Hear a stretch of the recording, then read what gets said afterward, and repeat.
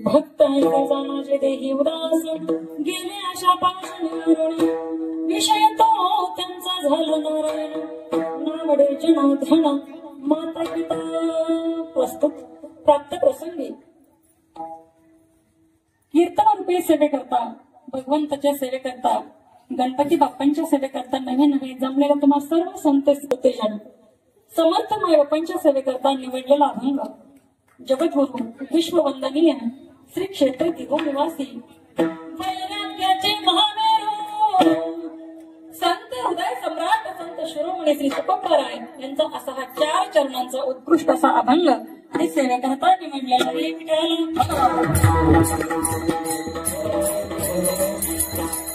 अभंग तुकोबारायांचा आहे. तुकोबाराय प्रस्तुत अभंगामध्ये भक्तांचे लक्षण सांगतात.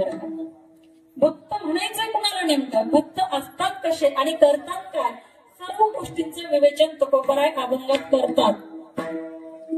सेवेला सुरुवात करण्यापूर्वी थोडासा परिहार देणं भक्ताच्या दृष्टीने फार महत्वाचं आवश्यक असतं, अगत्याचं असतं. म्हणून परिहार द्यायचा तो म्हणजे या ठिकाणी सुंदर अशा गणपती बाप्पांचं आगमन या ठिकाणी झालेलं आहे आणि गणपती बाप्पांचं आगमन होऊन आजचा हा 7वा दिवस आहे. आणि या ठिकाणी असणाऱ्या राजमाता जिजाऊ गणेश मित्र मंडळ ज्ञानेश्वर नगर या ठिकाणी असणाऱ्या गणपती बाप्पांच्या समोर ही सेवा या ठिकाणी चालू आहे बरं का. सुंदर अशा प्रकारचं या ठिकाणी नियोजन आहे. आणि ज्ञानेश्वर नगरचा राजा ज्या गणपती बाप्पांना म्हटलं होतं, सुंदर आपण सर्व मंडळींनी या ठिकाणी नियोजन केलेलं आहे. सर्वांनी आपल्या स्वतःसाठी एकदा जोरदार टाळ्या वाजवा.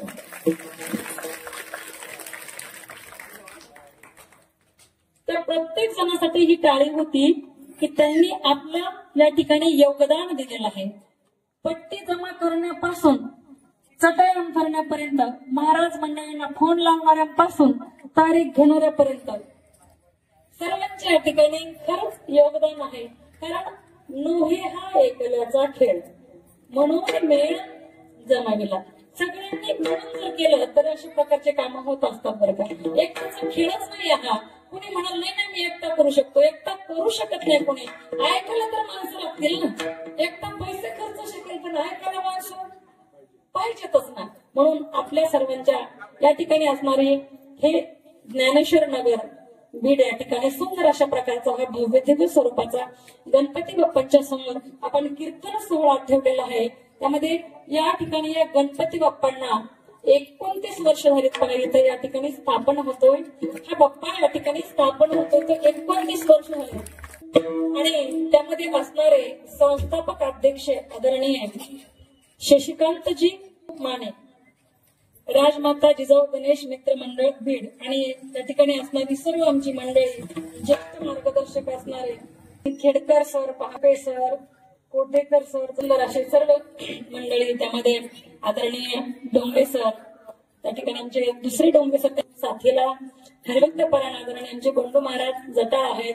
त्या ठिकाणी आमचे चिरंजीव आहेत पृथ्वीराज महाराज गायकवाड, ते कीर्तनकार आहेत बरं का. छोटे महाराज उभा राहिलेत ना, कीर्तनकार आहेत ते सुद्धा. पहिलंच कीर्तन झालेलं आहे. पलीकडे असणारे आमचे बंधू हरिभक्त परायण आदरणीय आमचे सुग्री महाराज टाके, त्याचबरोबर त्यांच्या पलीकडे हरिभक्त परायण जगदाळे महाराज, त्यांच्या पलीकडे गवारे महाराज, त्यांच्या पलीकडे आमच्या हरिभक्त परायण आदरणीय ठिकाणी माझे आई वडील आहेत, आमचे असणारे चुलते पण या ठिकाणी आहेत. काशीनाथजी खांडे सुंदर नेतृत्व करतात आमच्या गावाचं म्हणजे आमच्या माहेरचं सरपंच आहेत ते. आणि सुंदर प्रकारे त्यांची सुद्धा या ठिकाणी उपस्थिती आहे. मी हृदयपूर्वक आपले धन्यवाद व्यक्त करते बरं का. कारण वेळ नसतोय मोठ्या माणसांना कीर्तन वगैरे ऐकायला, पण ते वेळ काढून माझी कीर्तन ठेवतात पण आणि जवळ असल्यानंतर उपस्थिती पण देतात बरं का. सुंदर प्रकारची त्यांची सुद्धा उपस्थिती या ठिकाणी लाभलेली, मी हृदयपूर्वक आभार व्यक्त करते. त्याचबरोबर सुंदर अशा प्रकारची मृदंगावर ज्यांची कमांड आहे, प्रभुत्व आहे, थाप आहे, हरिभक्त परायण आदरणीय चंद्रकांत महाराज शेळके, ते सुद्धा या ठिकाणी उपस्थित आहेत. आणि सर असतील, शेळके महाराज असतील, त्यांच्या माध्यमातून या ठिकाणी आपल्या सर्वांच्या दर्शनाचा योग मला लाभलेला आहे. वास्तविक पाहता मी तुमच्यापासून 5 मिनिटाच्या अंतरावर राहायला आहे, तर तुमची माझी आणखीपर्यंत ओळख नव्हती, तर ओळख करून देणारे आमचे डोंगरे सर आहेत, आमचे महाराज आहे चंद्रकांत महाराज, त्यांचे मी खरंच हृदयपूर्वक आभार व्यक्त करते आणि गणपती बाप्पांच्या चरणी नतमस्तक होत, माझे आई वडील त्यांच्या चरणी नतमस्तक होत सेवेला सुरुवात. आणि हा अशोक महाराज बागलाने ते काढून ते सुद्धा या ठिकाणी आलेले आहेत, त्यांचे सुद्धा मी हृदयपूर्वक धन्यवाद व्यक्त करते आणि कार्यक्रमाला सुरुवात करते. आज या ठिकाणी सेवेचं कारण सांगायचं म्हटलं ना तर काय आहे, गणपती बाप्पांचं आगमन या ठिकाणी झालेलं आहे. प्रत्येक वर्षी गणपती बाप्पा येतात, 10 दिवस आपल्याकडे ते मुक्कामी राहतात, आपल्यामध्ये राहतात, आपल्या सहवासात राहतात. मग आपण किमान असं वागलं पाहिजे की घरी जाऊन गणपती बाप्पांना माता पार्वतीला म्हणावं, आई गा मी गेलो होतो ना खाली नृत्य लोकांमध्ये, काय ती गोड माणसं होती गाई, काय जीव लावला त्या माणसांनी मला, काय प्रेमळ माणसं होती, गाणी तर काय सुंदर सुंदर वाजवत होते ना. म्हणतील ना गणपती बाप्पा, आपल्याकडे लागलेच वाटतं, चांगलेच लागले. अहो मी तर म्हणेल बर का, खरं सांगू का सर, मला वाटतं सगळ्यात दुर्दैवी देव हाच असेल एकटा. नको नको ते त्याला ऐकावं लागत, काय काय अहो घरी जाऊन काय म्हणायचं, परेशान होत असेल होतं देव. मी तर म्हणते बरं का, खऱ्या अर्थानं गणपती बाप्पांसमोर कसल्याही प्रकारची नको नको ती गाणी वाजवायला नाही पाहिजे बरं का. पण आपल्या सर्वांचं खरंच पुन्हा एकदा काळा अजून मला खूप स्वागत करावं वाटतं की आपण सर्वांनी या ठिकाणी प्रबोधनपर कार्यक्रम ठेवलेले आहेत बरं का. रात्री प्रभाकर महाराज कुठे यांचं सुंदर असं भारूड झालेलं आहे. भारुडातून सुद्धा कीर्तनाची शिकवण भेटते, साधू संतांची शिकवण भेटते. भारूड म्हणजे फक्त हसण्यासाठीच नसतं आणि कीर्तन म्हणजे सुद्धा हसण्यासाठी नाहीये. कीर्तनाची एक विशिष्ट प्रकारची व्याख्या आहे. मी नेहमी सांगत असते, हीच kind everything as a definition. What is mean by kirtan? Kirtan म्हणतात कशाला, त्याची व्याख्या आहे माहिती का आपल्याला? कीर्तन चांग कीर्तन चांग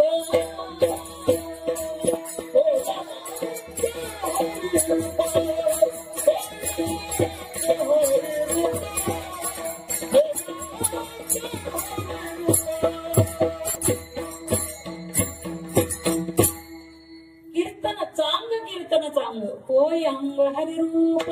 इथं हरिरूप आपल्याला बनता येतं. अहो हसण्यासाठी अनेक प्रकारचे चॅनल आहेत आपल्याकडे, अनेक प्रकारचे चॅनल आहेत. अनेक प्रकारे तुम्ही मुंबईवर गेला तर तुम्हाला करमणुकीचे साधनं अनेक भेटतील. पण इथं आपण आलोय ना, इथून काहीतरी घेऊन जाता आलं पाहिजे आपल्याला बरं का, घेऊन जाता आलं पाहिजे. मी असंच एका कीर्तनात म्हणलं बरं का मावशी, मी असं एका कीर्तनात म्हणलं, कीर्तनात आलात ना आता काहीतरी इथून घेऊन जायला पाहिजे. एक जण माझी पर्सच घेऊन घेतली. मी तेव्हापासून पर्स माझ्याजवळ ठेवत नाही, आई जवळ असते सांभाळायला. काहीतरी तुम्ही घेऊन जाओ. कीर्तनात घेतलेला अभंग घरी घेऊन जा, कीर्तनात सांगितलेला एखादा सिद्धांत घरी घेऊन जा, कीर्तनात सांगितलेली एखादी वळवी घेऊन जा, कीर्तनात सांगितलेला एखादा दृष्टांत घेऊन जा, कीर्तनातलं एखादं वाक्य घेऊन जा घरी. तरी पण तुमच्या जीवनाचं सार्थक झाल्याशिवाय राहणार नाही. त्याला कीर्तन म्हणतात, त्याला कीर्तन म्हणतात. कीर्तन कशालाही म्हणायचं नाही. आज 2 तास कीर्तनाचा बाजार झालाय, बाजार बर का. मला कुणाबद्दलच काहीच बोलायचं नाही, मी रियालिटी सांगत असते. आणि खरं बोलायची मला फार वाईट सवय बर का. खरं बोलायची फार वाईट सवय माझ्याकडे. खरं कारण आहे त्याचं. प्रपंच असो की परमार्थ असो, सूर्य कुणाच्या तळहाताने झाकत नाही बरं का महाराज. सूर्य कुणाच्या तळहाताने झाकत नाही, हिमालय कुणाच्या बापालाही वागत नाही. आम्ही खरंच बोलतो. जगद्गुरु तुकोबाराय आणि छत्रपती शिवरायांच्या पायाची शपथ अडवायची कोणाची ताकद नाही. आणि म्हणून खरं तेच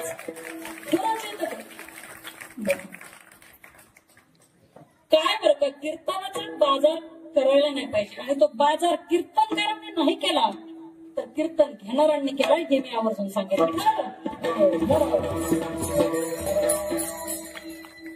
कीर्तन असं असावं ज्यातून काहीतरी आपल्याला बोध घेता यावा, त्यातून काहीतरी आपला फायदा व्हावा, या जीवाचं कल्याण व्हावं, अशासाठी कीर्तन आहे बरं का.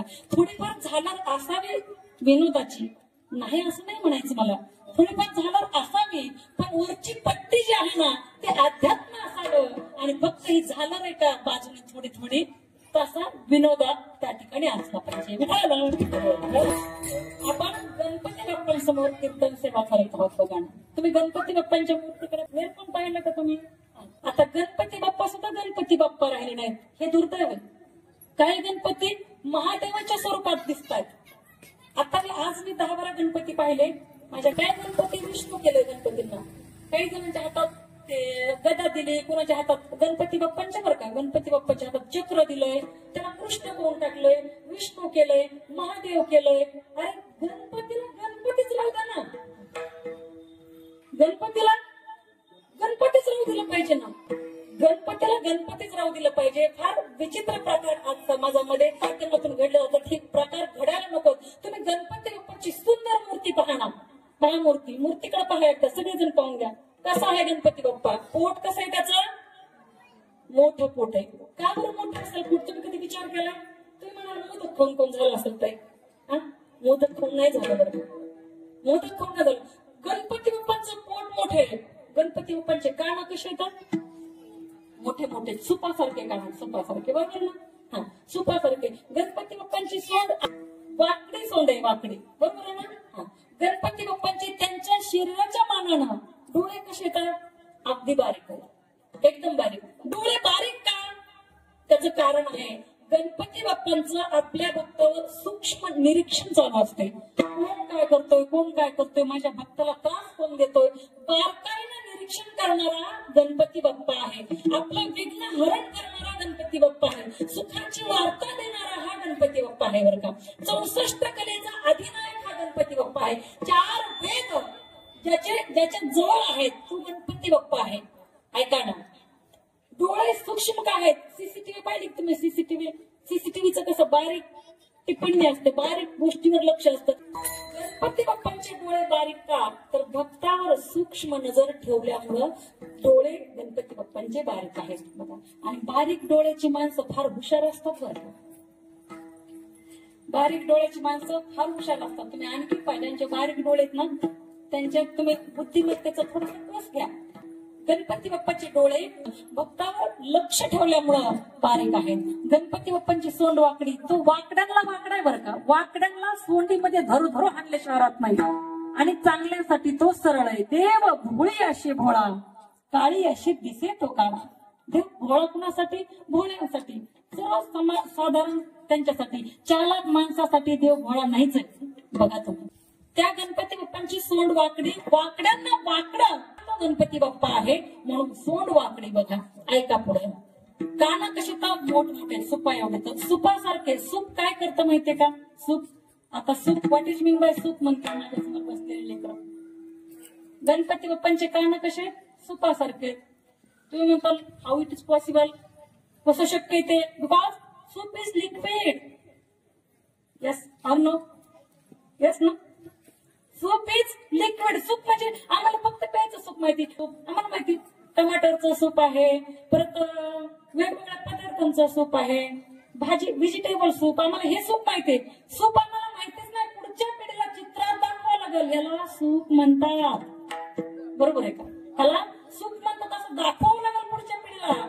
गणपती बाप्पांचे कान फार मोठे मोठे आहेत, सुपासारखे आहेत. सूप काय करतात, चांगलं चांगलं मागे ठेवतं आपल्याकडं, आणि वाईट जे आहे, फूल जे आहे ते पुढे ढकलीत राहतं. म्हणजे हा संसार फलकट आहे, फलकट संसार.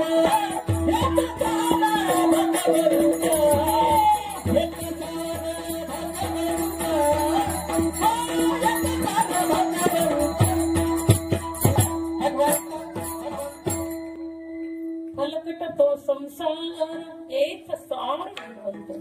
इथं संसार हा फलकट आहे. संसाराला काही किंमत नाही, पण आपल्याला जे दिसतं आपण त्याला किंमत द्यायचं.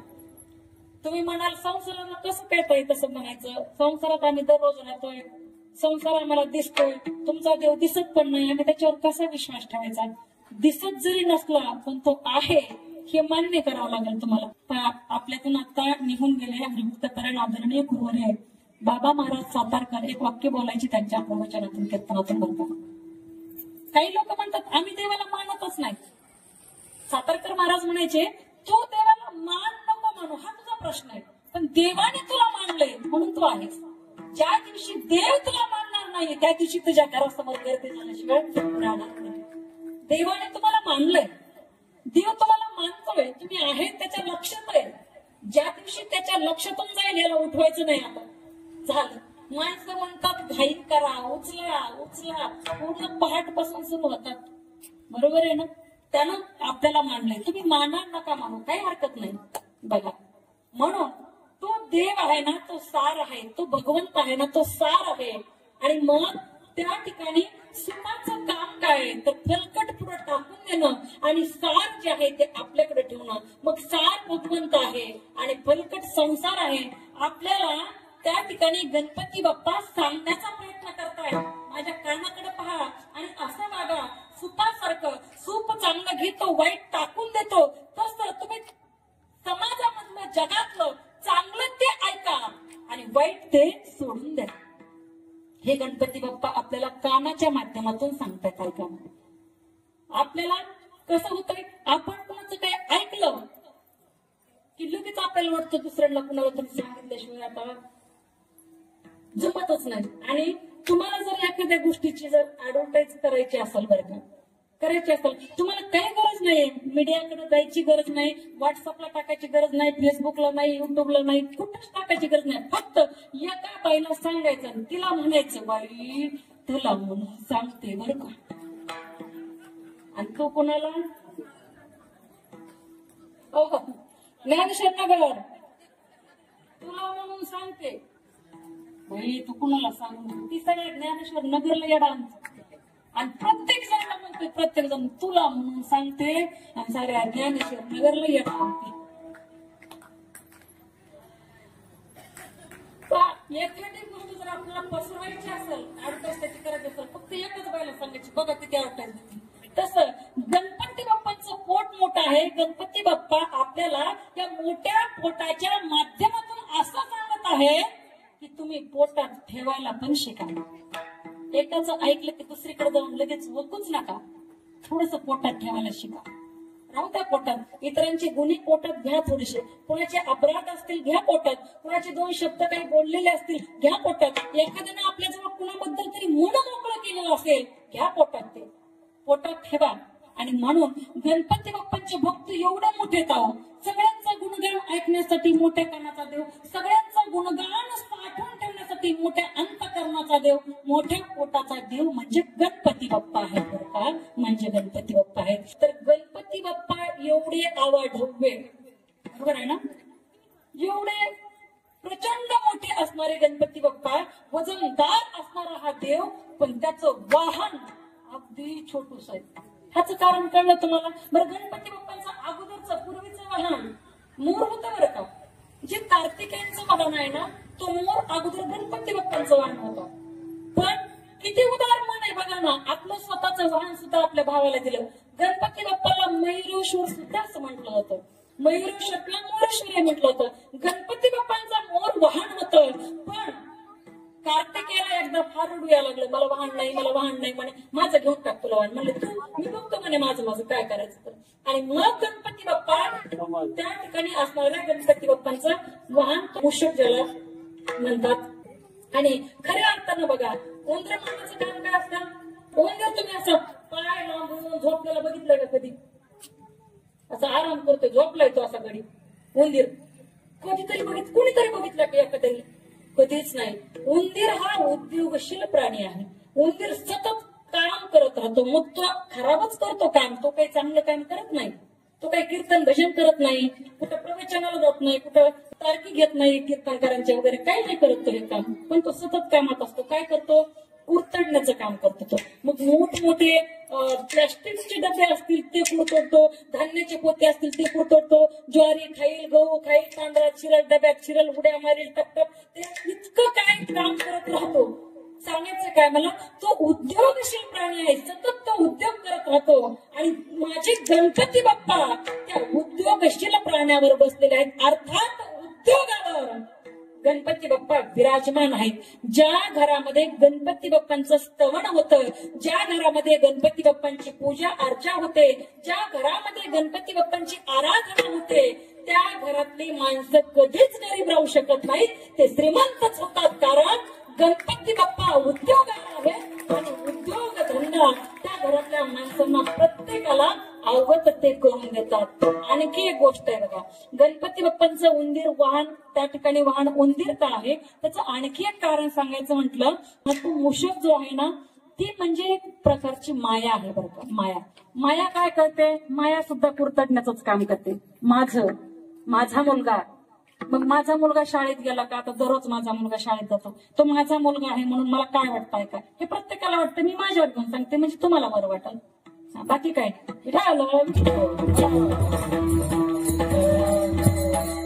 माझा मुलगा आहे, शाळेच्या गाडीत मी बसून गेलो, त्याच्या हातात टिफिन दिला, त्याच्या हातात बॅग दिली, दप्तर दिलं, सगळं शूज वगैरे घालून दिलं. माझा मुलगा शाळेत चाललाय, मग माझा मुलगा कडीला बसला असेल का, काय हे माझा मुलगा म्हणून चाललंय. बघा प्रत्येक जण बघा आपला आठवा, त्या शाळेच्या व्हॅन मध्ये कडीला बसला असेल का, मग दुसरा एखादा मुलगा धक्का तर देणार नाही त्याला, मग वाटेत तो पडणार तर नाही ना. बरं शाळेत पोहोचलाय, तो शाळेत गेलाय, तो त्याला ऊन होतं ना, प्रार्थना वगैरे म्हणताना उन्हामध्ये ह्याला बरं तर नाही वाटलं, कधी चक्कर करता येईल की काय, हा खाली पडेल की काय. बरं चला शाळा त्या ठिकाणी प्रार्थना झाली, वर्गात गेलेत मुलं, वर्गात गेल्यानंतर ह्याचा एखादा गृहपाठ अपूर्ण जर असेल, टीचर मारतील का, कितीक मारतील, डोक्यात मारतील का, पाठीत मारतील. बरं ठीक आहे, झाले 2-3 पिरियड झाले, शाळेत जेवायला मधली सुट्टी झाली, मग माझा मुलगा सगळ्या मी टिफिन मध्ये जे दिलंय तर खाईल का नाही, खाल्लं तर व्यवस्थित पाणी पिईल का नाही, पाणी पिलं, लेकरांचे भांडणच होतील का मध्येच, मग एकामेकाला मारतीलच का, मारहाण करतील का, मग माझ्या मुलाला लागणार तर नाही ना कमी जास्त काही कोणाचा मार. हे काय कुरतडीत राहते आपल्याला घरी बसून. पोरं तिकडे आरामशीर जाते, उड्या मारीत येत आहे, पण आपण दिवसभर आपल्या डोक्यात असते, प्रत्येकाच्या डोक्यातलं. हे मी माझं सांगितलं तुम्हाला, माझ्यावर घेऊन सांगितलं, बरोबर आहे की नाही. ही काय आहे, माया. आणि माया माणसाला कुरतडल्याशिवाय राहत नाही. म्हणून माझ्या गणपती बाप्पांनी त्या मायेला अर्थात त्यांच्या वाहनाला स्वतःच्या पायाजवळ ठेवले. माया कुठे ठेवायची, कधी पण पायाजवळ ठेवायची. म्हणून गणपती बाप्पांचं वाहन उंदीर हे पायाजवळ आहे. मूषकराज जे आहेत ना ते पायाजवळ आहेत. विठाल कसा आहे गणपती बाप्पा, कसा येतो गणपती बाप्पा, पार्वतीच्या बाळा, पार्वतीच्या बाळा,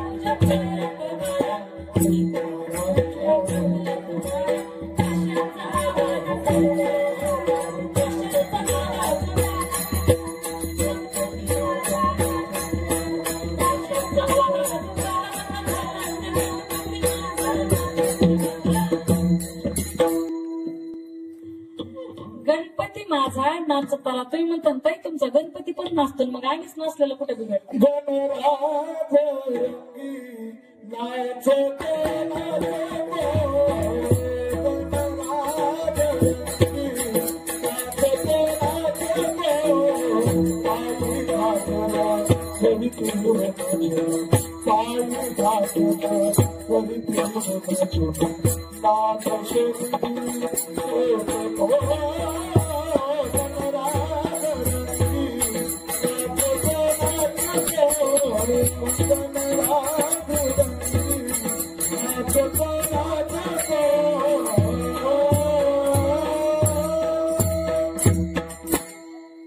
गणराज सुद्धा नाचतात बर का, गणराज सुद्धा नाचतात, गणपती बाप्पा सुद्धा नाचतात. पण ते कसे नाचतात बघा ना, कसे नाचतात. त्यांचं नाचणं हे शास्त्रीय आहे, आपल्यासारखं नाहीये.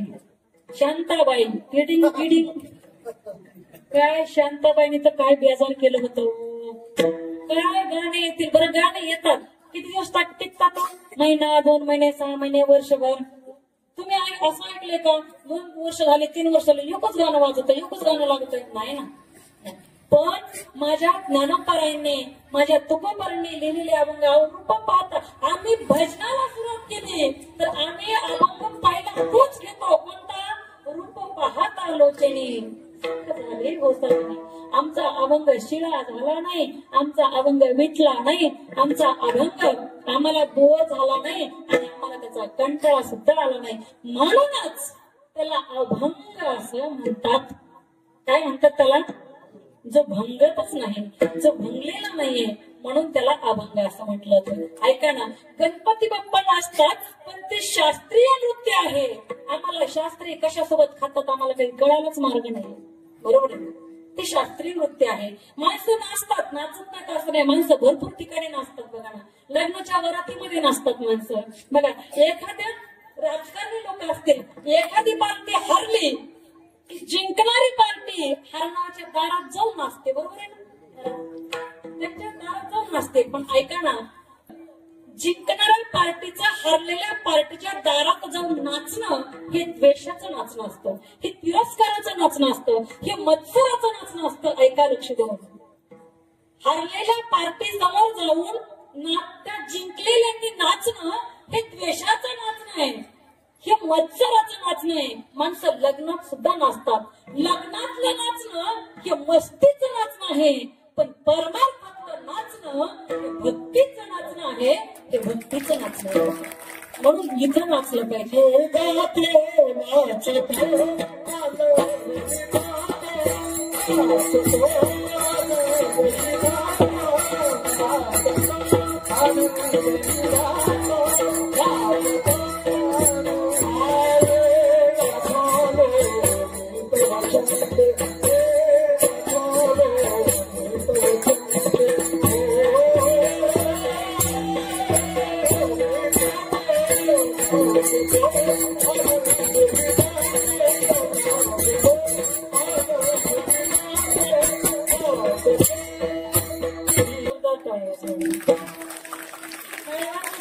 आवडलं, मृदंगाचे बोल आवडले, कीर्तन करायचं वाक्य आवडलं, वाजवत जा. टाळी फुकट आहे अजूनपर्यंत.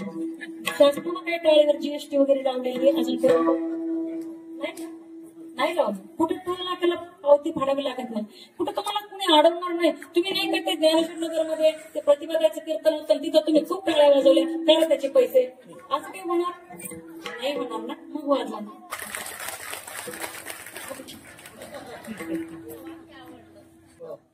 खाने की मजा खाली से, बगीचे की मजा माली से, झगड़े की मजा गाली से, ससुराल की मजा साली से, और हर कीर्तन की मजा ताली से. हर कीर्तन की मजा म्हणून टाळी तर वाजलीच पाहिजे. विठाल. चला आता कीर्तनाकडे, अभंगाकडे जाऊया.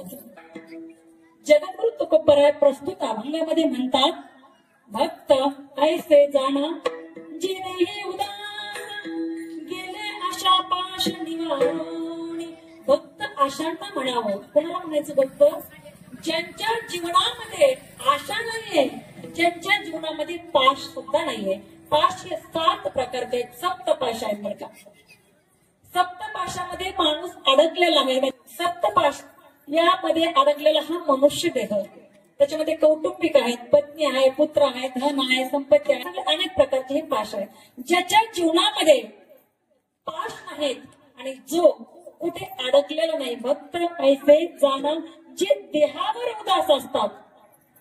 देहावर उदास मग तुम्ही म्हणतात आत्महत्या करणारे पण भक्तच म्हणायचे का त्यांना?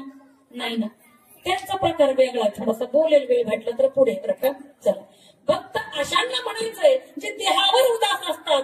देहावर उदास म्हणजे कसे, काय म्हणतात ते भक्त देहावर उदास असणारे?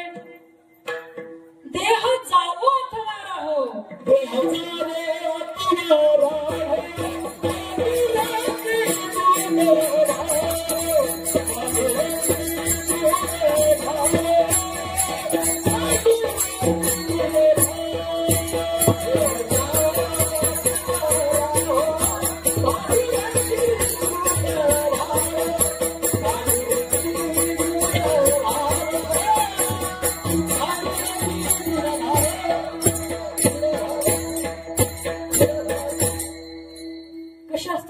देह जाओ अथवा राहो. देह जाईल किंवा राहील आम्हाला त्याच्याशी काही घेणं नाही, पण पांडुरंगावर असणारी आमची निष्ठा तीड मात्र सुद्धा तसं घर सुद्धा कमी आम्ही होऊ शकत नाही, त्याला भक्त म्हणायचंय. विठाल.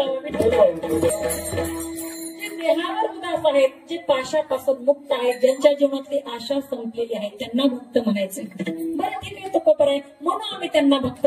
मग यांचं आणखी काय लक्षण सांगा ना आम्हाला. मग तुकोबराय दुसऱ्या चरणात म्हणतात त्यांचा विषय ना एकच आहे. काय विषय त्यांचा? विषय तो त्यांचा झाला नारायण, ना आवडे जन धन माता पिता. त्या भक्ताला आई वडील सुद्धा आवडत नाहीत.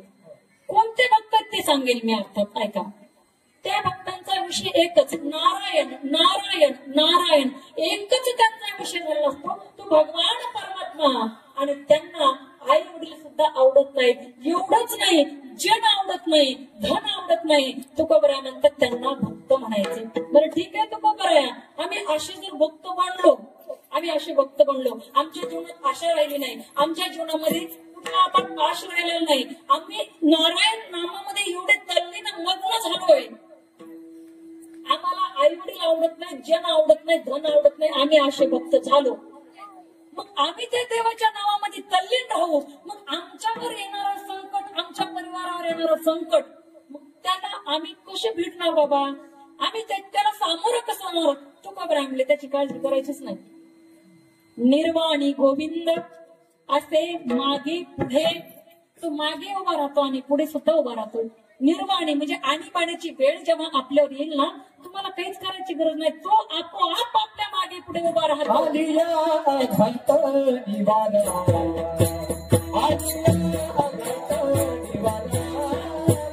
Adjustment is the most important thing in our life. आपल्या जीवनामध्ये समायोजन फार गरजेचं आहे, फार महत्वाचं आहे बरं का. आणि ज्याला हे साध्य करता येतं त्याच्यासारखा माणूसच दुसरा कोण नसतो.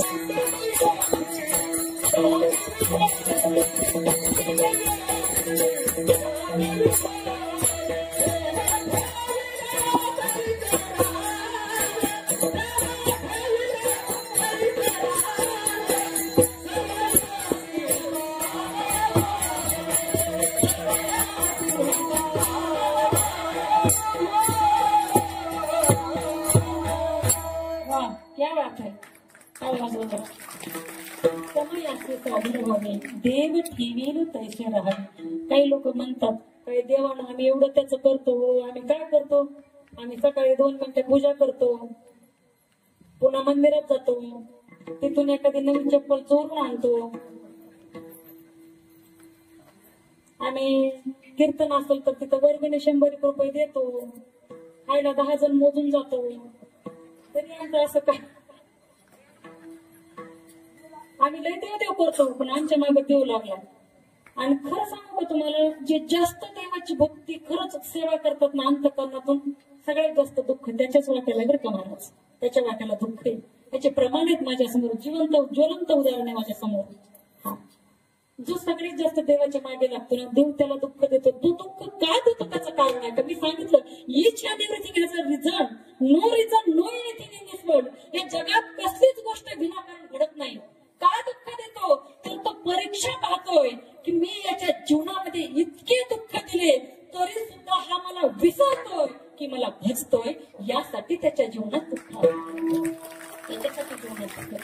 आणि बघा ना, देव जे करतोय ते आपल्याला जर कळलं असतं तर मग खरंच देवाला किंमत आणि आपल्या जगण्याला गंमतच राहिली नसती. आपल्याला कळलं असतं अगोदर, जगण्याला किंमत नसती राहिली, त्या देवाला किंमत नसती राहिली आपल्याला. म्हणून जे होतंय ते त्याच्या मर्जीने होतंय, कारण झाडांची ही पान चाले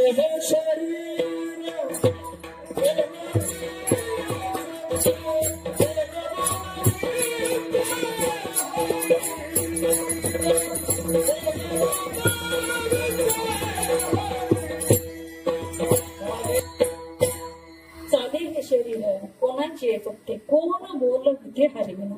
मी तुम्हाला अभंगाचा भावार्थच सांगते बरं का. एका कीर्तनावर मी एका कीर्तनातल्या 4 ओळीच्या अभंगाच्या एकाच शब्दावर मी 4-5 वेळेस कीर्तन करू शकते. ही ताकद माझी नाहीये, तर माझ्या आई वडिलांच्या संस्काराची आहे, माझ्या आजीच्या आशीर्वादाची. बाकी मी कुठे कीर्तन केलं, बरेच जण लोक मला म्हणतात सर्वर कडून घेतात, बरेच लोक म्हणतात काही तुम्ही कीर्तन कुठे शिकले, म्हणून महाराज विचारतात लोक मला कीर्तन कुठे शिकले. मी सांगत असते माझी आई माझ्यासाठी आनंदी आहे आणि माझे वडील माझ्यासाठी पंढरपूर आहे. बाकीच्या तीर्थाला जायची सुद्धा गरज मला कधी पडलीच नाही बरं. एवढे 2च तीर्थ मला माहिती आहेत, कारण सकल तीर्थांची धुरे एका माता पिता बापे केवळ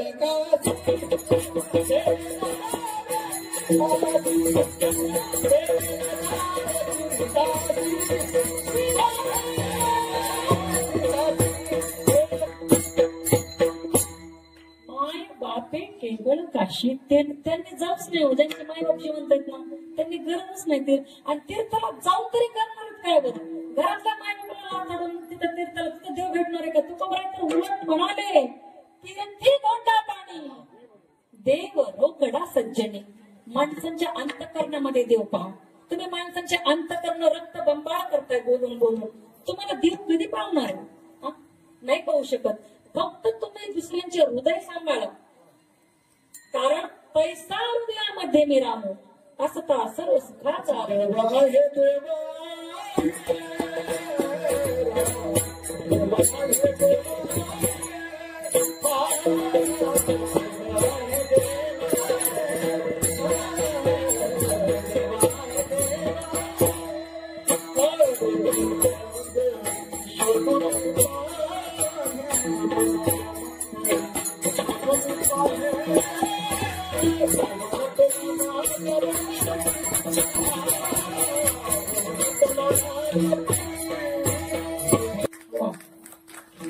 देव आहे, देव आहे, देव आहेच हो.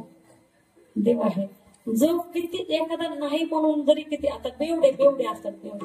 देव मानतात का? ते नाहीत ना मानत. पण एखाद्या बेवडा बसावा गाडीवर मोटरसायकलवर पिऊन असा फुल झालेला बेवडा गाडीवर बसला निघाला ज्ञानेश्वर नगर मधून निघाला अंबिका चौकाकडे तिकडे जायला. ज्ञानेश्वर नगर मधून बाहेर निघाला चौकाच्या दिशेने चाललाय. चौकामध्ये गेल्यानंतर आता चौक फार गर्दीचं ठिकाण आहे. चौकामध्ये गेल्यानंतर मागच्या एका गाडीनं असा बुडवला बेवडा बुडवला असा टक्कन जाऊन एका समोर जाऊन पडावा. गाडी चकनाचूर व्हावी. तो माणूस तिकडे पडलेला आहे. कुणीतरी मोबाईल बघितला. मोबाईल मधून नंबर डायल केला. घरी लागणारा एखादा नंबर डायल केला. ती माणसं आली त्याला घेऊन आली दवाखान्यात नेलं. पुन्हा त्याला शुद्धीवर जेव्हा आला तो म्हणला मी आणलं म्हणलं मला इथं मी तर पडलो होतो इतकंच लक्षात आहे म्हणलं बाकीचं लक्षात नाही. मग साकाराम तुकाराम पाटील सगळे जातात त्याला भेटायला. कस काय रे गाडीचा तर चकनाचूर झालाय. गाडी ओळखू सुद्धा येणे तुझी म्हणून आणि तुला फक्त थोडस खर्च रे तुला काहीच झालं नाही. तो काय म्हणतो आज माझं काहीच खरं नव्हतं तात्या. काय म्हणतो ते तात्या आज माझं काहीच खरं नव्हतं पण देवाची कृपा. कुणाची कृपा? तो मानतच नव्हता कधीच. पण त्याला सुद्धा एक वेळ अशी येते की त्याला मानावं लागतं. बघा एका कॉलेजमध्ये बघा देव नाही या विषयावर एका मुलानं सुंदर भाषण केलं. खूप सुंदर अप्रतिम भाषण केलं. ते भाषण ऐकायला मी पण होते. मला पण वाटलं क्षणभर देव नाही. बरोबर आहे देव नाही. मी त्या मुलाच्या जवळ गेले त्याचं कौतुक केलं. मी त्याचं अभिनंदन केलं. म्हटलं काय सुंदर बोललास रे तू. इतकं सुंदर भाषण केले देव नाही या विषयावर. किती सुंदर बोलला. अप्रतिम अगदी अप्रतिम. खरंच मला सुद्धा असं वाटायला लागले देव नाहीये. देव नाहीच. मी म्हटलं पण तुला हे जमलं कसं रे? तो म्हणला देवाची कृपा. काय म्हणला आवाज नाही या विषयावर भाषण म्हणून बक्षीस मिळवतोय. तो काय म्हणतोय देवाची कृपा. मग देव आहेच ना. महाराज म्हणतात तू मागे पुढे उभा राहतो. निर्वाणी गोविंद असे मागे पुढे काहीच सांगडे पडू देत. तो काही तुम्हाला साकडं पडू देत नाही. तो काही तुम्हाला त्रास होऊ देत नाही. आणि शेवटी तुकोबराय काय म्हणतात की जी माणसं जी भक्त मंडळी जे पारमार्थिक मंडळी जर चांगले कर्म करत असतील सत्य कर्म करत असतील सात्विक कर्म करत असतील पारमार्थिक कर्म करत असतील तर त्या कर्मासाठी तुम्ही सहाय्य करायचं. काय करायचं? सहाय्य करायचं. आपल्यातले बरेच जण असं म्हणतात त्याला कीर्तन गायकांना वादकांना कीर्तनकारांना पाकिट भरा त्यांना कळाला. चांगल्या कार्यक्रमाला असं करायचं नाही कधीच. शक्य तेवढी मदत करता येईल तेवढी करायची. आणि माणूस त्यालाच म्हणतात बरं का कुणाला किसी के काम जो आए उसे इंसान कहते हैं. किसी के काम जो आए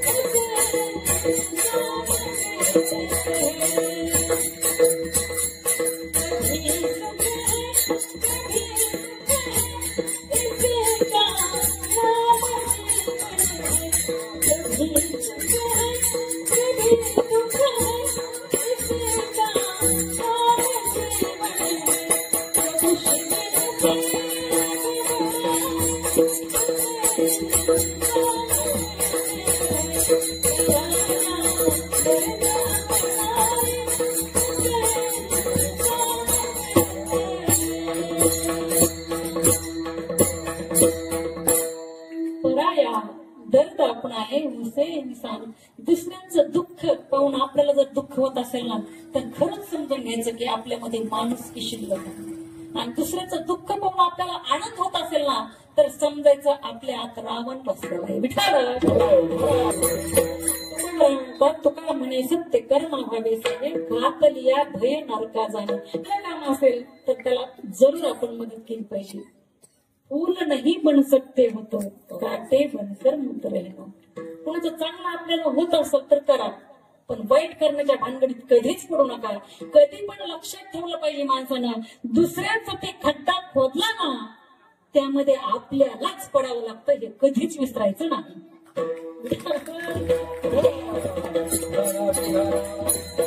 काय म्हणतात तुकोबाराय भक्त ऐसे जाण जे देही उदास कोण उदास झालं देहावर. अनेक संत सांगते आपल्या देहाचं काही होऊ दे पण तुझं नाव सोडणार नाही मी देवा. भक्त प्रल्हादाच्या नावाच्या प्रल्हाद तर म्हणतच नाही कुणी भक्त प्रल्हादच नाव येतं. मग काय येतं भक्त ऐसे जाणं जे देही उदास झालेले आहेत माझे भक्त प्रल्हाद देहावर. अहो ऐका स्वतःच्या बापानं 11 वेळा तब्बल 11 वेळा त्या भक्त प्रल्हादाला जिवे मारण्याचा प्रयत्न केला तरी सुद्धा माझ्या भक्त प्रल्हादाला काहीही झालं नाही. का? कारण त्याचं नामस्मरण तोंडात होतं. कसं आहे त्याचं नाव? नाम तुझे रे नाम तुझे रे नाम तुझे रे नारायण.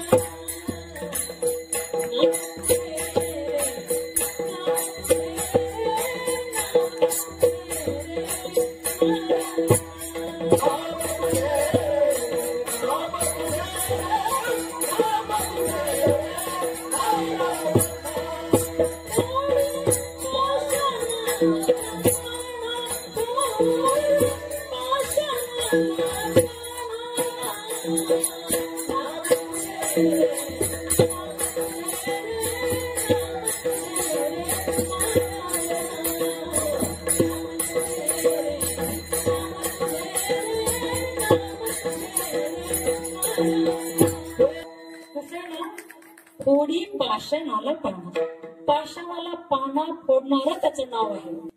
माझ्या भक्त प्रल्हादाने भगवंताचं नामस्मरण बंद केलं नाही. स्वतःच्या बापानं सांगितलं अरे त्याचं नाव घ्यायचं बंद कर तो माझा शत्रू आहे. तो विष्णू आहे ना तो माझा शत्रू तो नारायण त्याचं नाव घेऊ नको. पण भक्त प्रल्हादाने नाव घेणं सोडलं नाही.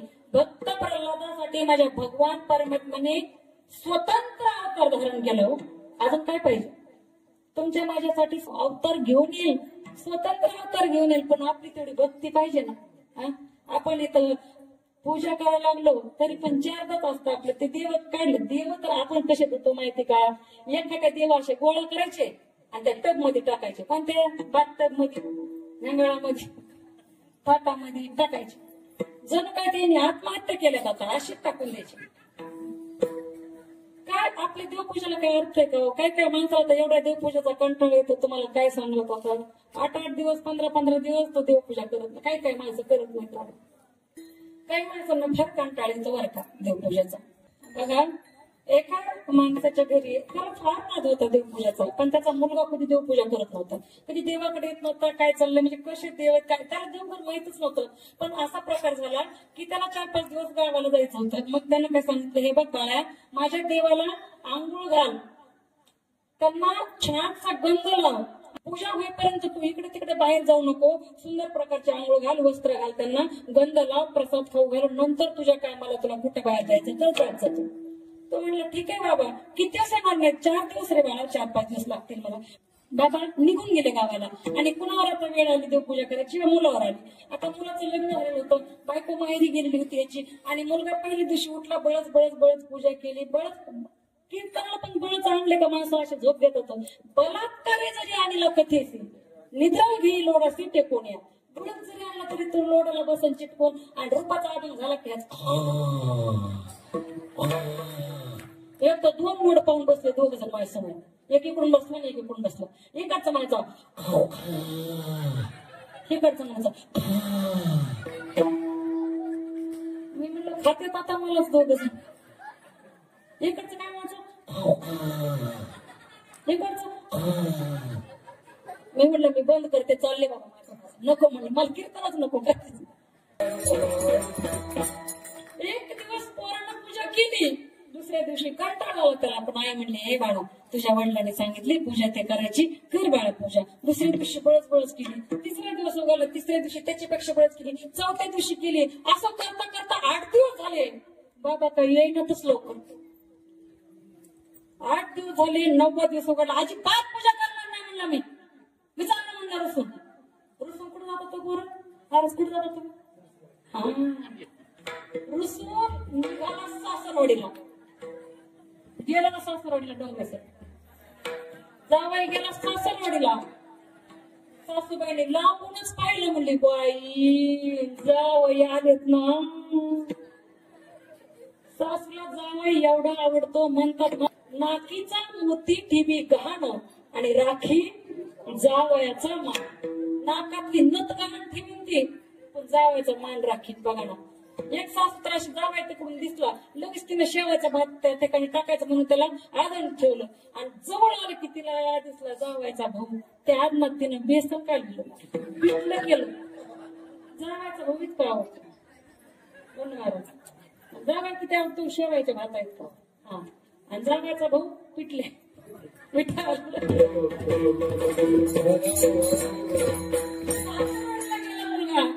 सासूबाईने लांबून पाहिलं, म्हणली बाई बाई बाई बाई जावई आलेत म्हणते. मग बसायला काय त्यांना, बसायला पाठीला पाठ, त्या ठिकाणी मग सुंदर प्रकारचं जेवण, मग पाटाला पाठ, सगळं चांगलं होतं, झगमगाट, इतका मच्छरदानी नाचरदानी, 10-5 माणसाची तानातानी, इतकं सुंदर प्रकारे सगळं तिने नियोजन केलं. संध्याकाळी आरामशीर झोपले जावई बापू. सकाळ झाल्यानंतर सासूने सांगितलं, हे बघा जावई बापू, काल परवा दिवशी तुमचे वडील आले इथं आणि तुमच्या सासरे गोडला घेऊन कुठे गेलेत की माहित नाही. म्हणली देवाची पूजा तशीच आहे, तुम्ही तेवढी काय करा. त्याने डोक्यावरच हात मारून घेतला. ते कशाला कधून नव्हतं. त्यानं काय आयडिया केली माहिती का, त्याने काय आयडिया केली खेडकर सर. तो काय म्हणला, सासूबाई मी अशी पूजा करत नाही कधीच, मला फार महागाचं सामान लागतं, मला खूप सुंदर उंची सामान लागतं, उंची वस्त्र लागतात देवाला, मी अशी तशी पूजा करतच नाही, मला अतिशय घमघमाट लागतं. ती म्हणली जावाय बापू तुम्ही लिस्ट द्या. तिने एवढा मोठा पेपर दिला जावायकडे. जावायने लिस्ट लिहिली. सासूबाईने पटकन गेली अंबिका चौकातून घेऊन आली. ज्ञानेश्वर नगर मध्ये सासूबाई होती. पटकन गेली, सामान घेऊन आली. त्या जावाय बापूने असं केली पूजा सुरू, आता करावंच लागली. आता सासू म्हणल्यानंतर आता कसं काय म्हणतात, सारे तीर्थ एक तरफ और ससुराल एक तरफ असते. सासुराली फार म्हणजे महत्वाचं ठिकाण असतं जावयासाठी. त्यानं विचार केला, आता काय करू म्हणले, आता काही उपयोग नाही, आता काही इलाज नाही, आपल्याला करावंच लागते. सुंदर आता इतकं सामान आणल्यानंतर त्याचा घमघमाट काही कमी येत असेल का. सासूबाईची मैत्रीण आली बघायला, कोण पूजा करतोय. म्हणली भामाबाई, इथं नाही ना कोणी. भामाबाई म्हणली काय वाटत बाई. ती म्हणली बाई तुमच्या घरातून काय वास येतोय. म्हणली घमघमाट सुटला. ती म्हणली हा असा तसा वास नाही. म्हणली 5,000चा वास आहे. किती? 5,000. आणि पूजा कोण करते. बाई बाई बाई म्हणली पूजा करणार काय कुणी असं तसं काय. म्हणले जावाई पूजा करते. बाई म्हणली आमच्या पण हे 2-4 दिवसाला गावाला गेले बाई, आमच्या घरचे लगेच करून घेते. जावाई उठला निघाला शेताने. जीवच देतो म्हणले आता जगायचंच नाही आपल्याला, अजिबात जगायचं नाही मला, मी आता मरणारच. निघाल ना शेताने. काय बघायचं मावशी माझ्याकडे. निघाल ना बांधा तो समोर मोठी विहीर होती, बरी मोठी विहीर होती. आता ताट ताट ताट ताट ताट ताट चालला. शेताच्या मालकाने ओळखलं, अरे हे गिरायक म्हणले नक्की आता आत्महत्याच करायला चाललंय. ते चाललं त्याच्या चांगले चाललं होतं. ते विहिरीकडे झपा पाऊल. आता सासरवाडीचा भाग त्याला माहित होता शेताचा कोणती विहीर चांगली जीव द्यायला. ते चाललं आपलं. शेताच्या मालकाने पाहिलं ते झपा त्याच्यापर्यंत पोहोचलं आणि म्हणले ओ पाहुणे काय म्हणले, कोणकडे आले होते, कुणाच्या घरी आले होते, कुठं आले होते. म्हणले तुम्हाला घेणं देणं. अहो म्हणले पाहुणे आहेत ना तुम्ही. म्हणले हो हो पाहुणाच आहे, गावचं जावई म्हणले. अरे जावई बापू म्हणले, काय झालं तुम्हाला, काय बिघडलं काय तुमचं, आमच्या पोरीने काही चुकी केली का बाबा, तुम्हाला काही कमी पडलं का, लग्नातला हुंडा बिंडा बाकी का, तुम्हाला राग कशाचा आलाय, तुम्ही जीव द्यायला चालत. हो जीव द्यायला चाललो म्हणले मी, अजिबात जगायची इच्छा नाही राहिली माझी, अजिबात जगायचं नाही मला, जीव द्यायला चाललो मी आता. तो माणूस म्हणला शेतावाला, बरं का माणूस काय म्हणला शेतावाला, हे बघा जावई बापू तुमचं काही बी झालेलं असं नका, पोरीचं काही बिघडलेलं असू जा, सासूचं बिघडलेलं असू जा, सासऱ्यासोबत काही किरकिर झालेलं असू जा, मला काही घेणं देणं नाही. बघा होतच असतंय काही ना काही, थोडस लक्ष द्यायचं नसतं त्याच्याकडे, काही टेन्शन घेऊ नका. बघा तुम्ही सासरवाडीत जाऊ नका, तुमच्या गावाला जाऊ नका, तुम्ही माझ्या घरी राहा, 2 टाइम जेवण करा, 2 टाइम चहा प्या, काहीच काम करू नका, फक्त माझ्या घरची देवपूजा करा. जागेवर चक्कर येऊन पडलेले ते अजून उठलंच नाही. विठाल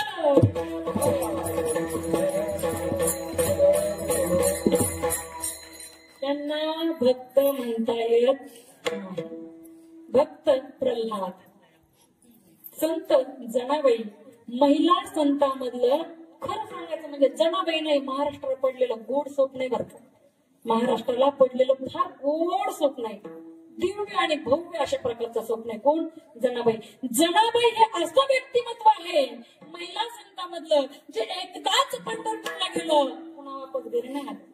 आपण दर महिन्याला तोंड घेऊन जातो पुन्हा वापस येतो. आपण सगळे आपल्याला कधीतरी वाटलं की तर बरं काल सुद्धा होऊ देत नाही तर आपण एकादशी झाली का संध्याकाळीच नाही का, काही काही काही बळच लाज द्वादशी पर्यंत राहते, त्याच्यापेक्षा काही जरा बळच काल्यापर्यंत राहते, कसे बसे असे दिवस काढते काल्यापर्यंत. पण जनाबाईने एकदाच देवाला पाहिलं, तिनं सांगितलं हे देवा आता मी तुला पाहिलंय ना, या जगातली कुठलीच गोष्ट आता मला पाहायची इच्छाच राहिली नाही. देवा मी तुला पाहिलंय ना, किती गोडे होतो, किती गोड येतो भगवान परमात्मा, किती गोडे. वर्णन करतात ते गीत करायचं ना. सावली सोरत पे मोहन दिल दीवाना हो गया, सावली सोरत पे मोहन दिल दीवाना हो गया, दिल दीवाना हो गया मेरा, दिल दीवाना हो गया.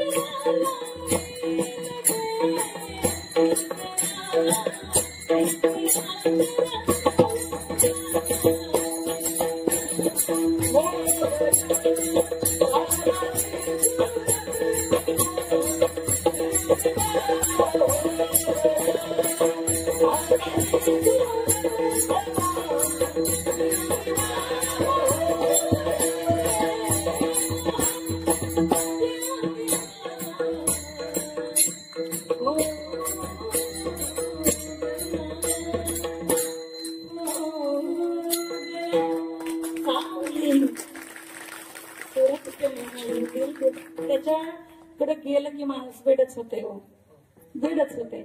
आणि ज्याला बेड लागतच नाही तो त्याच्या नादी लागलेलंच नाही समजून घ्यायचं. विठाल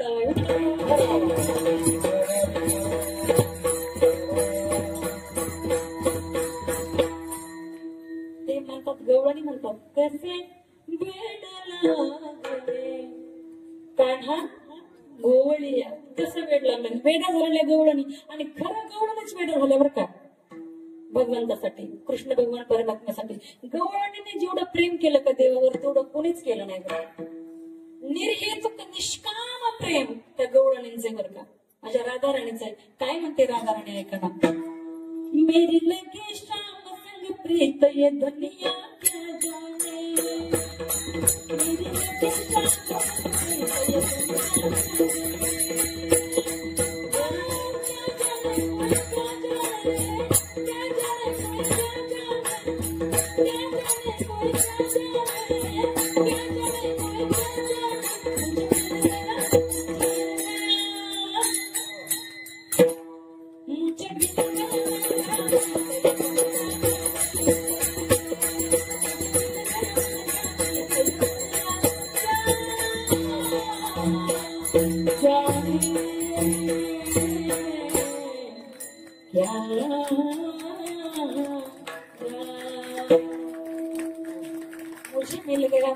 मनचा मीत फक्त तोच आहे. आणि ऐका ना, आपला आत्ताचा नवरा आपल्याला एक दिवस धोका नक्की देणार होता. आपला आत्ताचा नवरा एक दिवस आपल्याला धोका नक्की देणार आहे. पण त्या देवालाच आपलं सर्वस्व मानलं ना, जसं माझ्या मीराबाईने मांडलं. भक्त त्यांना म्हणायचं, देवाचं काही पण होऊ द्या, भक्त त्यांना म्हणायचं. मी फक्त भक्तच सांगणार आहे, बाकी काय सांगणार नाही त्याचं, फक्त भक्त सांगते. ऐका ना, मीराबाई स्वतःच्या बापाने विषाचा प्याला दिला हो प्यायला. बापाने सांगितलं तुला भक्ती करायची ना, एकतर तू भक्ती करशील, नाहीतर एकतर विषाचा प्याला करशील. आपल्याला जर सांगितलं तू भजनाला जातीस ना, एक तुला भजन करायचंय ना, मग एवढं नाही एक तो पण बरं, एवढं एक पी बरं रोगर, मग जा भजनाला. खरं सांगा, भजनाला जाणारे भजन सोडते येईल का? रोगात किती लोक पण भरून सोडणार नक्की भजन. पण माझ्या मीराबाईने तसं नाही केलं.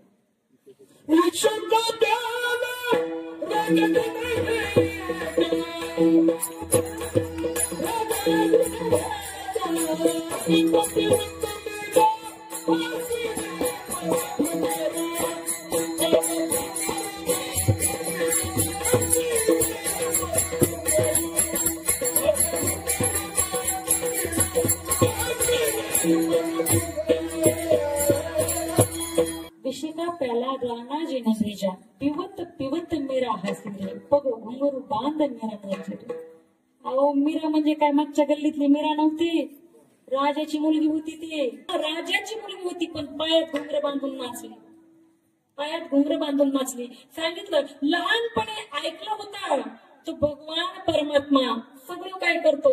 कथा ऐकायला जायची माझी मीराबाई, कथाकार सांगायची कथेमध्ये, हा जो भगवान परमात्मा आहे ना सगळं काय करतो. तिने एक दिवशी कथाकारला प्रश्न विचारला, आपण सुद्धा विचारले पाहिजे, कीर्तनकाराला कथाकारला प्रश्न विचार, किती पान येतात कळतात ते पण. हा आता महाराज लोकांना असं झालंय बरं का, इतके महाराज लोक झाले. तर पहिले मागच्या 10 वर्षात काय म्हणायचे माहिती बरं का, 10 वर्षात काय म्हणायचे, खडा उचलला दगड उचलला की तिथं डीएडची विद्यार्थी सापडतात. मागच्या 10 वर्षात म्हणत होते, आज खडा उचलला की महाराज सापडतोय. मीराबाई स्वतःच्या वडिलांनी विषाचा प्याला दिला, विष पिलं, पण विषाचा परिणाम मीराबाईला काही झाला नाही. कृष्ण कन्हैयाची मूर्ती सावळी पडली, काळी पडली, तो कलर आहे त्या कृष्ण कन्हैयाचा. राधेला त्या ठिकाणी असणाऱ्या अष्टमंडळ राण्यांना त्या ठिकाणी गरम दुधाचा प्याला पाजला, गरम दुधाचा ग्लास तिच्या घशात ओतला. परिणाम राधेला काहीच झाला नाही. परिणाम भगवान कृष्ण परमात्म्याच्या पायावर सफरचंद एवढे फोड आले. कारण तो काय करतो ना, निर्माण गोविंद असे मागे पुढे काहीच साकडे पडून येते. कारण काय सांगितलं महाराज म्हणतात दुसऱ्या चरणात, विषय तो त्यांचा झाला नारायण, नाव रे जन धन माता पिता. आणि ह्यांनाच म्हणायचंय काय, भक्त ऐसे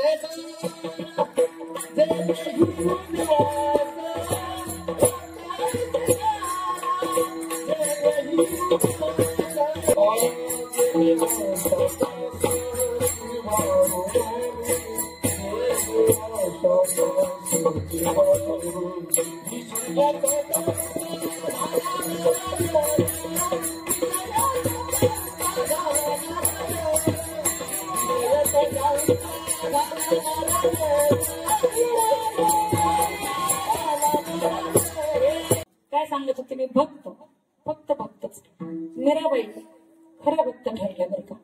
भगवंतमय झाला मीराबाई. विषाचा प्याला पिलाव पण परिणाम झाला नाही. त्या भगवान परमात्म्याला नवरा म्हणून भक्ती केली संत श्रेष्ठ मीराबाईनं. आई वडिलांना सांगितलं माझं लग्न झालंय, मी एकदा लग्न केलं, एकाला मरले ना पुन्हा माझ्यासाठी स्थळ बघू नका. विष दिलं, गावाच्या बाहेर काढलं, मंदिरात राहिली मीराबाई, खायला नाही प्यायला नाही, राजाची मुलगी होती.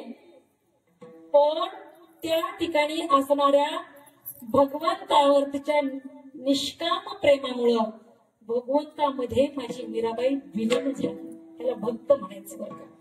जनाबाई एकदाच पंढरपूरला गेली. एवढं प्रेम केलं देवावर, एवढं प्रेम केलं जनाबाईने. जनाबाईच्या प्रेमाची बरोबरीच करू शकत नाही तो कोणी. जनाबाई काय म्हणली बघा ना, हे म्हणणं कोणाच्या नाही शक्य नाही. ते जनाबाई म्हणली, जनी म्हणे देवा झाले मी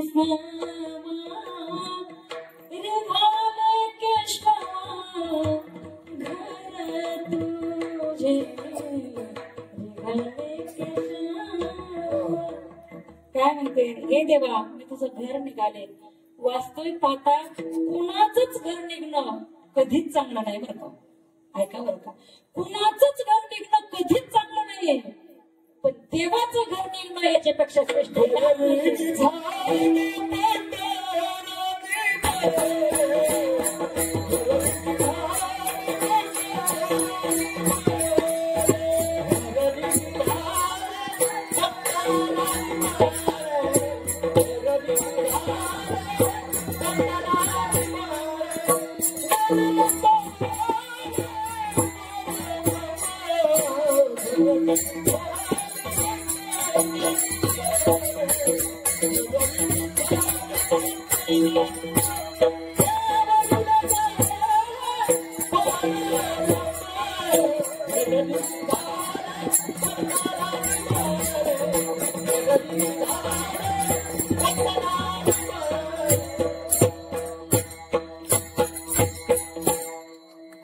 निधी झाले पट्टर आणि जनाबाई माझी. अहो किती किती भक्ती. अहो मी सांगते, तुम्ही त्याला पंचपक्वान्न नाही, षोडशोपचार तुम्ही त्याची किती सेवा करा, तो येत नाही.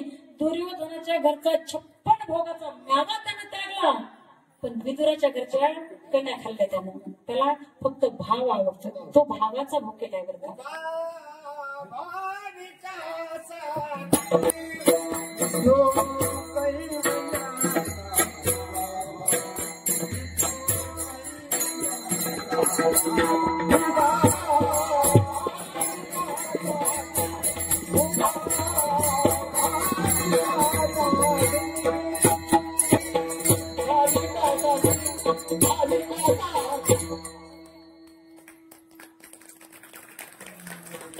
लक्षात बोलू तुम्ही आता.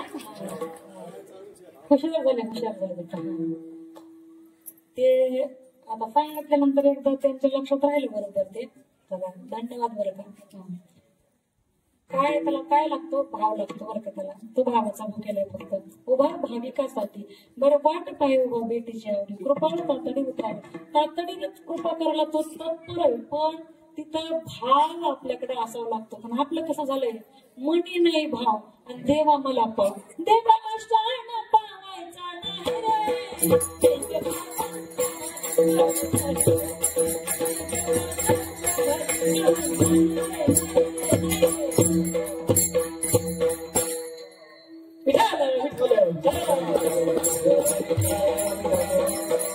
बाजारचा भाजीपाला नाही 5-10 किलो आणला लागेल तसा घेतला, बाकीचा फ्रीज मध्ये ठेवला असं नाही.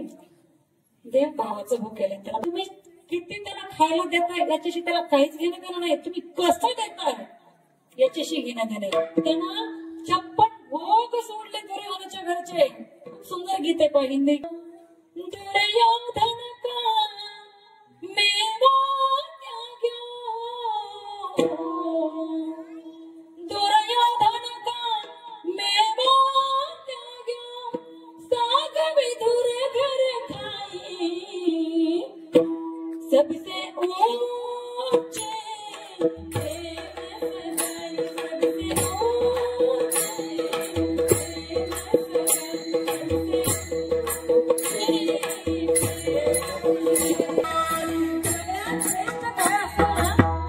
Thank you.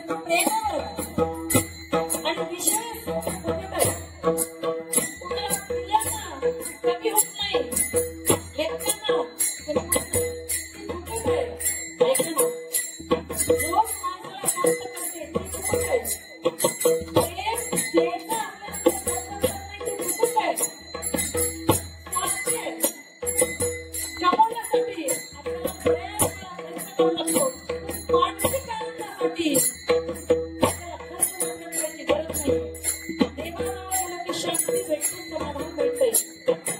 नाम तुझे घेता देवा होई समाधान. गोपिकांनी इतकं प्रेम केलं देवावर. त्या विदुरजीने प्रेम केलं, देवाने प्रेम केलं, जगाने प्रेम केलं. फक्त त्या देवावर आपल्याला प्रेम करता आलं पाहिजे. फक्त भाव आणि भक्त, बस दोनच कन्सेप्ट क्लिअर करते. दुर्योधनाच्या घरचा 56 भोगाचा मेवा त्यागून कृष्ण भगवान परमात्मा त्या ठिकाणी विदुरजींच्या घरी आले. दुर्योधनाने सांगितलं, अरे कृष्णा, मी तुला 56 भोग तयार केले, अरे खाऊन जा ना. कृष्ण भगवान परमात्मा म्हणला, तुझ्याकडे खा ना, तुझ्या मनात तरी आहे का मला खाऊ घालायचं. स्वतःची बढाई करण्यासाठी. काही लोक दाखवण्यासाठीच परमार्थ करतात. काही लोक अशी देवत होतात, चकपक करतात बरं का, बंद ते लावतात, 8 दिवस मला त्याच्याकडे बघत सुद्धा नाही. चकपक दिसतात ते. काही लोक फक्त दिखाव्यासाठी करतात बरं का, पण देवाला दिखावा आवडत नाही, तर त्याला अंतःकरणातलं प्रेम आवडतं. म्हणून ते प्रेम आपल्याला देता आलं पाहिजे. बघा, त्या ठिकाणी दुर्योधन म्हणतो, अरे जेवून जा ना कृष्णा, जेवून जा कृष्णा. बरं, कृष्ण दुर्योधनाजवळ जरी होता तरी त्याला कळला का तो देव आहे म्हणून? नाही कळलं. तो काय म्हणायचा, तो मायावी, त्याला माया येत असं. विश्वरूप जरी पाहिलं, सांगितलं, दाखवलं, तरी त्याला त्याच्यावर विश्वास बसत होता काय? नाही. काय म्हणायचं, तो मायावी, त्याला काही बी करता येते. पण तो देव आहे म्हणला का? कधी नाही म्हणला. तो जवळ असून सुद्धा माणूस ओळखू येत नाही बरं का, हे विशेष आहे. ऐका, दुर्योधनाचा मेवा त्यागला आणि तो मेवा त्यागून विदुरांच्या घरी जायला निघाला. दुर्योधन म्हणतो, अरे थांब ना, अरे जेवण करून जा, अरे कृष्णा कन्हैया, अरे आता ताट लागतील, जेवण करून जा. तेवढ्या गर्दीमध्ये होते कोण? माझे विदुरजी आणि विदुरजींची पत्नी. त्यांचं नाव सुलभादेवी, विदुरजींच्या पत्नीचं. तिथंच होत्या गर्दीमध्ये. आणि कृष्ण कन्हैया म्हणतो, अरे मला विदुरजींच्या पत्नीचं म्हणजे आमच्या काकांचं आणि काकींचं आमंत्रण आलेलं तुझ्या अगोदर. त्यांनी ऐकला हा शब्द आणि आश्चर्य करू लागले. अहो, आपल्या म्हणतच होतं म्हणे देवाने आपल्या घरी यावं, आपण तर बोललो नाही देवाला, आणि आता तयारी कशी करायची? चला चला म्हणली पटकन, आपल्याकडे देव येणार आहे. गर्दीमधून निसटले विदुरजी. सुलभा देवी घरी गेल्या. सुलभा माता विदुरजी घरी आले आणि सुलभा मातेने सांगितलं, तुम्ही काय करा म्हणे, आता बाजारात जा आणि त्याला खायला काहीतरी पटकन घेऊन या. तो स्नान करते आणि त्याला खायला काहीतरी घरात पण बनवते, तोपर्यंत तुम्ही बाहेर काहीतरी घेऊन या. ठीक आहे म्हणले. सुलभा माता गेले आणि बाथरूम मध्ये स्नानाला बसल्या. एका वस्त्रावर कृष्ण कन्हैयाने कडी वाजवली. काकी दरवाजा खोली, काकी दरवाजा खोली ना. काकीने, कौन है? काकी मैं हो. काकी मैं हूँ कृष्ण कन्हैया, तुम्हारा लाला. दार उघडलं गेलं. ऐका ना, सुलभा माता एका वस्त्रावर दार उघडायला बाहेर आले. इकडं तिकडं पाहू लागले. देवाला बसायला काय द्यायचंय? देवाला बसण्यासाठी पाठ घेतला बाजूचा, स्वतः पांडावर बसल्या. देवाला म्हणले, बसा ना देवा, बसा. बसायचं. देव पण बसला त्यांच्यासमोर मांडी घालून. कृष्ण काय, आणि जिथं काही खायला नसतं तिथं लई भूक लागते ह्या बाबाला. जिथं काही खायला नसतं ना, द्रौपदीकडे गेला. द्रौपदीने धावा केल्यावर कशासाठी गेला? बोललं तिनं 88,000 ऋषींना जेवण देण्यासाठी. आता मी काय करू म्हणून तिनं त्याला पाचारण केलं, त्याला बोलवलं. हा बाबा गेला, म्हणला अगोदर मला खायला दे काहीतरी. असं कुठं असतं?